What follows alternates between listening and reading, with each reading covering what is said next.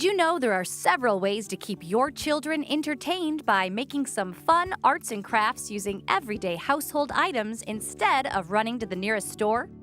All with some food dye and some other cabinet essentials. Let's head to the kitchen because things might get a little messy. First up, let's make some paint.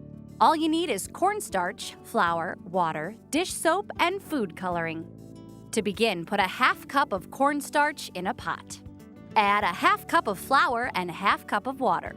Mix until you have a dough-like consistency. Then set your stovetop burner to low heat. Add another cup of water and whisk for another 5 minutes. You can add another half cup of water to the mixture until it's free of clumps, or you can use dish soap for a shinier effect. Lastly, you'll need to let it cool for about 10 minutes before the kids can start to unlock their inner Van Gogh. After the wait is over, all you need to do is distribute your mixture into some mason jars and apply your food coloring for variety. But if you just can't wait, our next craft allows them to channel their inner Michelangelo. The proof is in the putty. For this next item, you'll need flour, water, food coloring, vegetable oil, and some table salt. Put 1 cup of warm water into a few bowls where you'll apply your food coloring per bowl.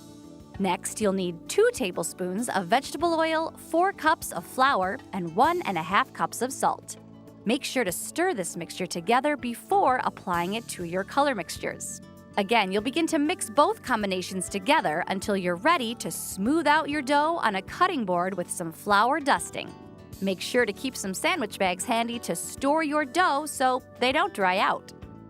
This last item is probably the easiest of the bunch, kind of like cruise control, or more like ooze control. In order to make slime, you'll need some clear glue, baking soda, contact solution, and, you guessed it, food coloring.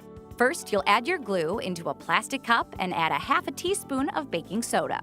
Then add your food coloring and stir. Then you'll add a few squirts of contact solution to your mixture. With a few extra stirs, science will work its magic and your slime is ready to go. For more, visit HouseSmartsTV.com.